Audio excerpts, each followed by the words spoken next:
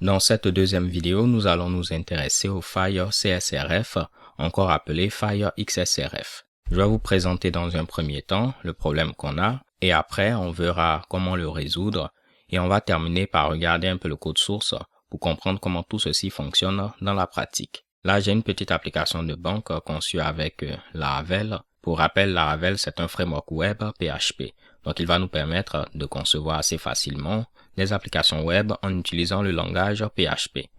Je vais donc tenter de me connecter. Tout est bon, je fais login et on peut voir que je suis connecté. Pour l'instant, au niveau de mon dashboard, ma balance est de $100 et j'ai la possibilité de transférer de l'argent à différents clients au niveau de cette banque. Imaginons que je veux transférer de l'argent au client 96.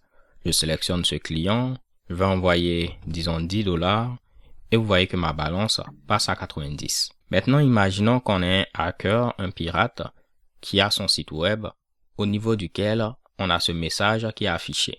Vous êtes le gagnant du tirage au sort du Black Friday. Et on nous demande de cliquer sur ce bouton afin de recevoir notre argent. Si je suis assez naïf et que je clique sur ce bouton, vous voyez, ma balance était à 90, elle est passée maintenant à 80. On peut le prouver si on revient au niveau de notre application, on actualise, ma balance a bel et bien été modifiée. Essayons de comprendre pourquoi ceci a fonctionné. Si je viens ici, je tente de faire inspecter. On va inspecter cette partie-là. Vous voyez qu'on a un formulaire qui nous permet de faire une requête de type POST vers l'URL /transfert et on a la possibilité de pouvoir passer l'identifiant du destinataire. Donc, par exemple, si je déplie ceci, le client 2 a comme identifiant 2, le client 3 a comme identifiant 3, ainsi de suite. Et de la même manière, je pourrais préciser le montant que je souhaite envoyer. Donc, une fois que je saisis ces deux informations, on va envoyer $5 au client 4. Je viens au niveau de Network, je fais Process. Vous allez voir que il y a une requête de type POST vers transfert et quelles sont les informations qui ont été envoyées. L'identifiant 4 pour le destinataire vu que c'était le client 4 et le montant $5. Et j'avais $80, je me retrouve donc à $75. Donc, étant donné que c'est assez simple de faire ceci, ce que le hacker a eu à faire, c'est quoi? On va faire précédent et on va tenter d'afficher le code source de cette page. Imaginons que le hacker a un compte au niveau de cette banque et qu'il a comme identifiant 3. Ou tout simplement, il ne vous aime pas et il veut envoyer votre argent au client qui a comme identifiant 3. Ce qu'il a donc eu à faire, c'est quoi? C'est créer un formulaire qui va faire une requête de type POST vers la même URL. Il va passer comme montant 10. Il va décider d'envoyer $10 à son compte. OK? Donc, nous, si on clique sur ce Mitsubishi, en réalité, on envoie $10 vers le compte du hacker. Et ceci fonctionne parce qu'actuellement, on est bel et bien connecté sur le site web de notre banque. Donc, lorsqu'on va faire la requête, nos informations de session vont être envoyées automatiquement. Et ce sera comme si c'est nous qui avons effectué la requête. On peut voir qu'il a même été généreux. En lieu et place de prendre $80, $100, il a pris juste $10. Comme ça, si on a trop d'argent, on ne va pas s'en rendre compte. Mais je ne sais pas si vous avez remarqué quelque chose. Lorsqu'on avait cliqué sur ce bouton, on était redirigé vers cette page parce qu'en réalité, au niveau du code source, une fois que le transfert est effectué, on redirige l'utilisateur vers son dashboard. C'est pour cette raison, si je clique de nouveau, on est redirigé vers mon dashboard. J'avais $75 et je me retrouve à $65. J'actualise et c'est bel et bien le cas. Ce que le hacker peut faire, c'est décider de vous cacher cette redirection. On va venir au niveau du code source pour le site web du hacker. Et la vue qui est affichée, c'est manuel.blade.php. Ce qu'on va faire, c'est quoi? Au niveau de notre formulaire, je vais rajouter target et ville comme ceci, iframe. Par défaut, au niveau de target, vous avez comme valeur _self. Donc, lorsqu'on fait le post, ce sera au niveau de la même fenêtre. C'est pourquoi ici, lorsque je vais faire mon post, c'est au niveau de la même fenêtre et puis on a notre compte qui est débité. vous avez la possibilité de mettre blank pour ouvrir ceci dans une nouvelle fenêtre. On va revenir au niveau du site web du hacker. Je vais confirmer que target est à blank. Parfait. Cette fois-ci, ceci sera ouvert au niveau d'une nouvelle fenêtre et je suis débité pareil. Mais nous, ce qu'on va faire, c'est quoi? On peut donner le nom d'un iframe que je vais créer tout juste en bas. Donc, ce sera iframe. J'enlève la source, de même que le frame border, et je vais donner un nom qui sera le nom que j'ai eu à mettre ici. Cela permet de dire, lorsque tu vas faire un post de ce formulaire, il faudra le faire au niveau de ce iframe. Et vous allez voir, si on vient ici, on va tenter d'actualiser. On a notre iframe qui est présent à ce niveau. Et si on fait le post, ce sera au niveau de ce iframe et mon compte a été débité. Donc, ce que je peux maintenant faire, c'est mettre le style à display none pour ne pas afficher ce iframe. Donc, moi, de mon côté, je ne vais plus voir ce iframe affiché. La redirection va être effectuée au niveau de ce iframe, mais pour l'utilisateur, c'est comme si rien ne s'est passé. Mais vous allez voir, mon compte était à 35, si je me rappelle, ce sera maintenant ici 25. Et chez Kebam, c'est le cas. Pourquoi pas, on va donner un feedback à l'utilisateur en disant que si on clique sur le bouton de soumission, donc je vais mettre on click, je vais afficher une boîte de dialogue avec le message « Votre agent vous sera envoyé très bientôt ». Cette fois-ci, ce qui va se passer, lorsque je vais cliquer sur ce bouton, on a cette boîte de dialogue, on se dit que probablement on va recevoir notre argent, mais en réalité, au niveau de notre compte, on va se retrouver à 15 $. Vous pouvez me dire, mais Honoré, il faut être assez idiot de nos jours pour cliquer sur un bouton de ce genre-là. C'est pourquoi je vous ai présenté une version automatisée. Mon compte, j'ai pour l'instant 15 $. On va cliquer sur ce lien automatisé. Vous voyez, tout ce qui est affiché, c'est « Bienvenue sur mon site, j'ai plein de surprises pour vous ». Je viens à ce niveau par contre, j'actualise, mon compte a été débité de 10 $. Essayons de voir le code source de cette page. On a le même formulaire que tantôt. Au niveau de l'attribut target, ce sera notre iframe qui est invisible. On envoie 10 $ au compte numéro 3. Simplement que là, on n'a plus de bouton de soumission. En réalité, on dit en JavaScript, une fois que la page sera chargée, il faudra appeler la fonction hack. Voici cette fonction. Tout ce qu'elle fait, elle récupère l'élément qui a comme identifiant transfert form au niveau de notre DOM. Ce sera donc ce formulaire-là. Et on le soumet automatiquement. On n'a donc rien à faire, ce formulaire sera soumis automatiquement. C'est pourquoi ici, si j'actualise la page, ce formulaire est soumis automatiquement et je me retrouve à moins 5 $. Ce que je viens de vous montrer, c'est ce qu'on appelle une faille CSRF. Soit dit en passant, sachez que même si j'avais eu à utiliser HTTP basique comme forme d'authentification, l'attaque aurait toujours été possible. Juste pour vous le montrer, on va venir au niveau du contrôleur qui gère l'affichage de notre dashboard. On va remplacer auth par auth.basic qui nous permet d'activer HTTP basic au niveau de Laravel. Je vais tenter de me déconnecter.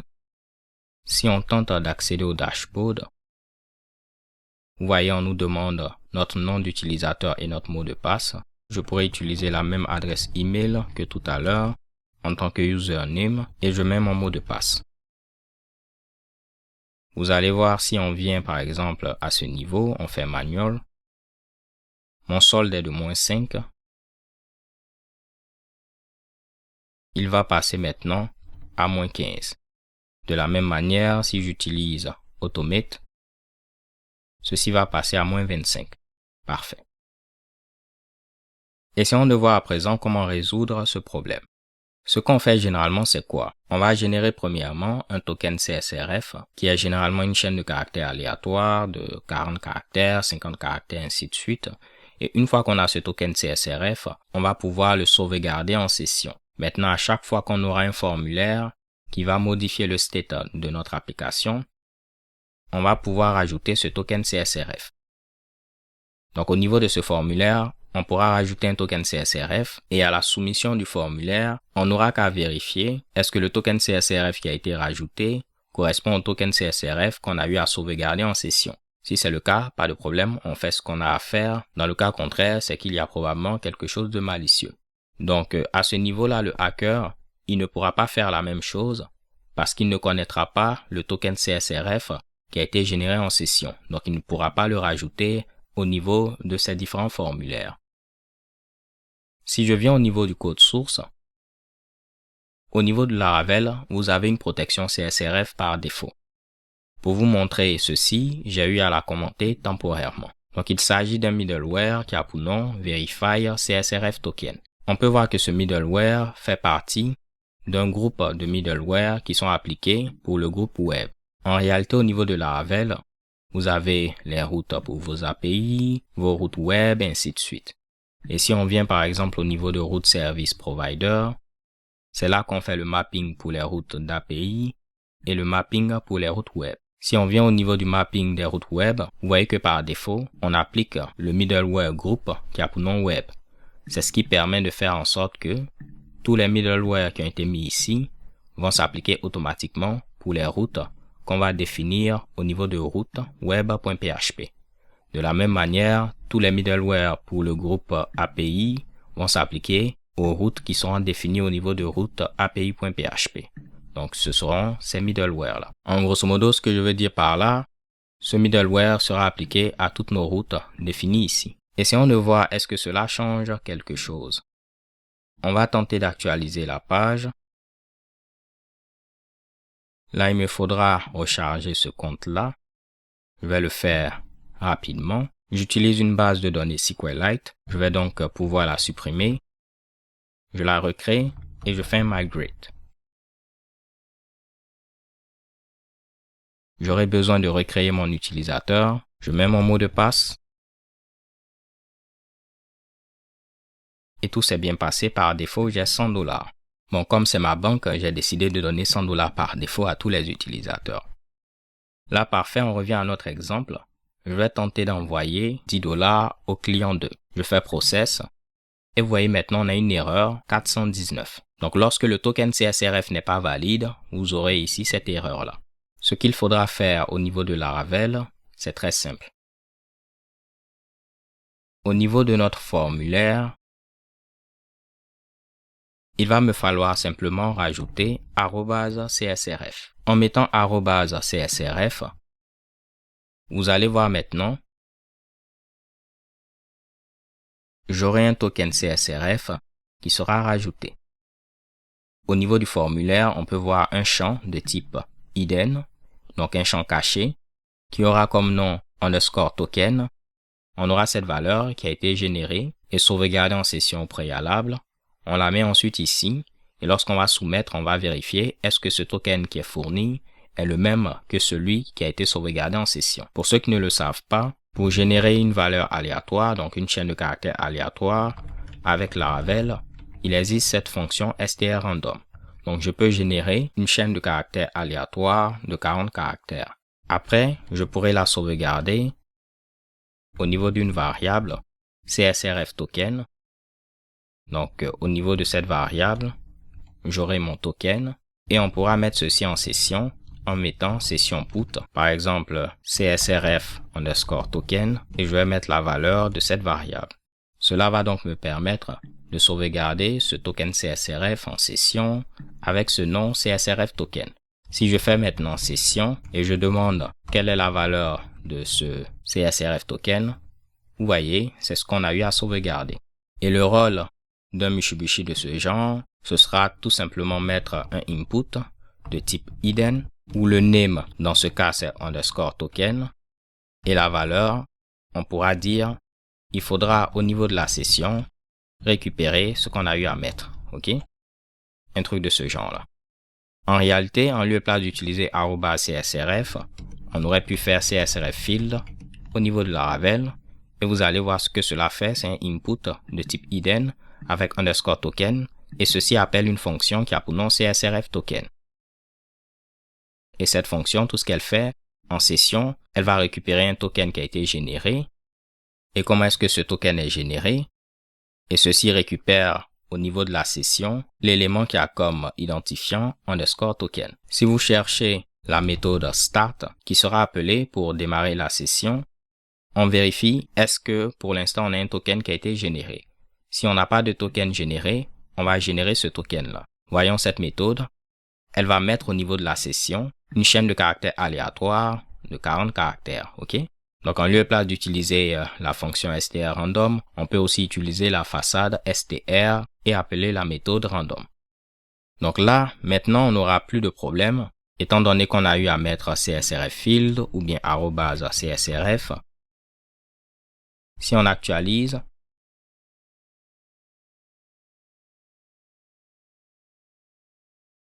on voit qu'on a notre token et normalement, on pourra transférer $30 au compte numéro 4. Et vous voyez, mon solde est maintenant à $70. Mais par contre, si on vient au niveau du site web du hacker, on fait manuel, je vais faire inspecter. Étant donné que lui ne pourra pas fournir le token CSRF, si on fait clic, voyons, on nous dit notre argent sera envoyé dans quelques instants. Mais au niveau de network, vous voyez qu'on a eu une erreur 419, étant donné que le token en question n'était pas valide. OK? Donc, c'est cette page qu'on avait vue tout à l'heure.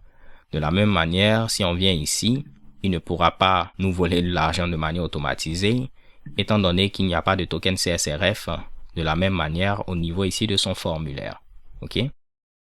Donc, si on résume, au niveau de la plupart des frameworks web, vous aurez un moyen de vous protéger des failles CSRF. Au niveau de Laravel, tout ce qu'il faut faire, c'est avoir, je vais me retrouver, le middleware Verify CSRF Token qui est activé, et c'est le cas par défaut. Et ensuite, au niveau de chacune des actions qui vont modifier le state de votre application, il faudra rajouter au niveau d'un champ ce token CSRF afin que le matching des deux tokens soit vérifié. Depuis le début, vous voyez que je dis qu'il faut faire ceci au niveau de toutes les actions qui vont modifier le state de votre application. Pourquoi c'est important? Parce que si je viens au niveau de ce middleware, on peut voir que tout ce qu'il fait, rien d'intéressant à ce niveau, mais il hérite d'un middleware de base qui a été aliasé en middleware, qui est ce Verify CSRF Token. Je vais cliquer ici et on va voir qu'est-ce que ce middleware de base fait. Je vais m'intéresser à la méthode handle, vu que cette méthode sera appelée automatiquement. Si on regarde cette méthode, il y a 4 cas dans lesquels on va considérer que tout s'est bien passé. Si tous ces cas sont évalués à false, on va donc lever une exception de type token mismatch exception.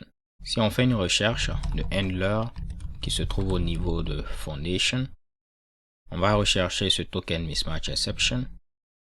On peut voir que c'est lorsqu'on a une exception de ce type qu'on va ici avoir un code erreur 419. C'est pour cette raison que la page d'erreur qui s'affichait avait ce code. Je vais refermer ceci. Et essayons maintenant de nous intéresser à chacun de ces cas-là. Premièrement, on vérifie est-ce que la requête est une requête qui permet de faire une lecture d'informations. Si je viens au niveau de cette méthode, isReading, on nous dit qu'elle nous permet de déterminer si la requête HTTP utilise ici webRead.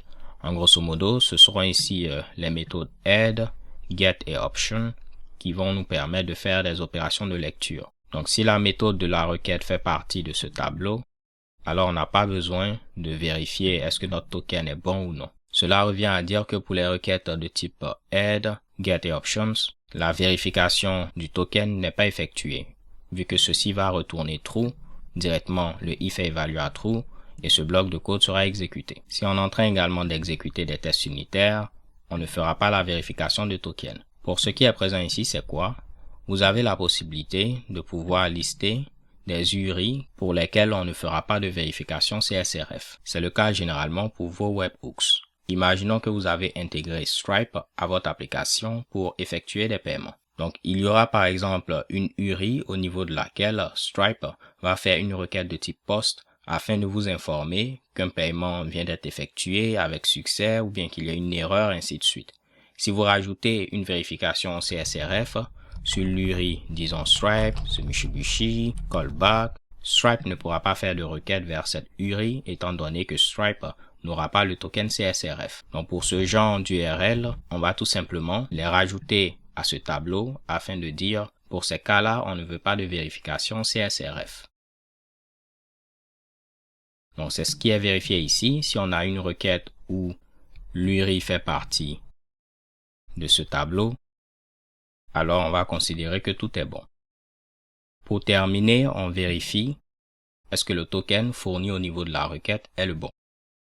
Donc, si ces 3 Mitsubishi ont été évalués à false, c'est là qu'on vérifie est-ce que le token fourni au niveau de la requête est bon. Regardons cette méthode. Tout ce qu'elle fait, depuis la requête, elle va récupérer le token. Donc, on peut voir que on va rechercher le champ qui a comme nom underscore token. On verra tout à l'heure qu'en Ajax, on a la possibilité de passer le token CSRF via un header qui a ce nom-là. Mais imaginons dans notre cas qu'on a récupéré le contenu du champ qui a comme nom underscore token. Une fois qu'on a ceci, on va le comparer au token qui est présent en session. Si ces deux Mitsubishi sont égaux, alors on va dire que on a un matching. Dans le cas contraire, on n'a pas de matching et on va lever une exception de type token mismatch exception.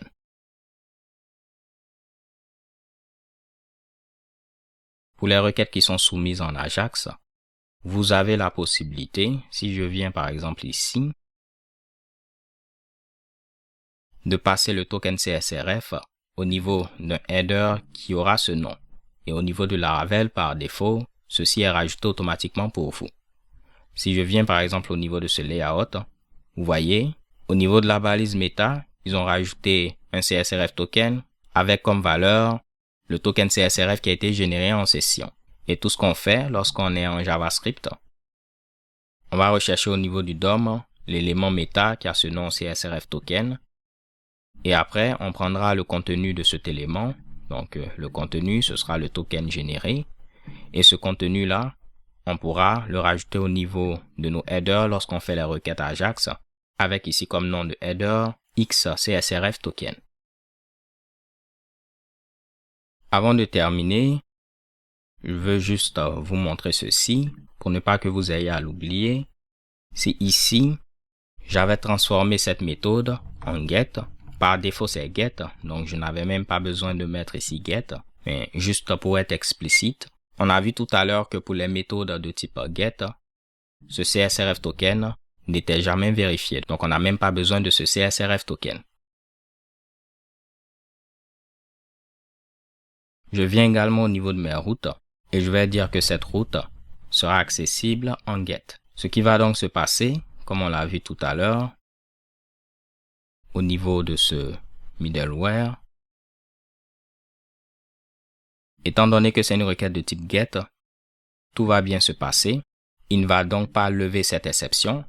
Venons au niveau du navigateur. Je viens au niveau de network. Je vais envoyer $10 au client 1. Je fais process. Vous voyez que notre token CSRF n'est pas vérifié. Cela revient à dire donc que le hacker pourra toujours nous voler de l'argent. Au niveau du site du hacker,